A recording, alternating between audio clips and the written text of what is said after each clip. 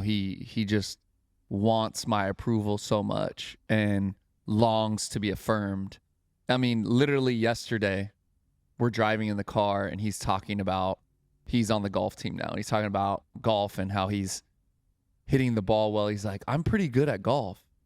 Am I, Dad? It was such a weird thing for him he like made a declaration about himself and then said, am I, Dad?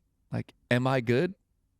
And I'm like, yeah, you're good, bro. But I'm like, why are you asking me? You just said you were. Well, I just wanted to see if you thought I was, And I felt that like deep in my heart in the moment of like, man, he just wants to be accepted, affirmed, loved, approved of.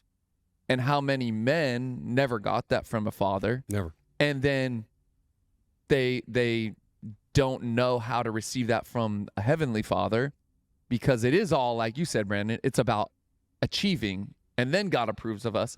And when we fail, it's him that did it to us. So he actually doesn't just disapprove of us.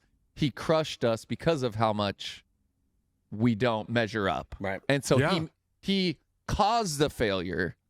And, being a father, I'm just reminded how much more sons need to understand how loved they are, how approved they are, how accepted they are, affirmed they are.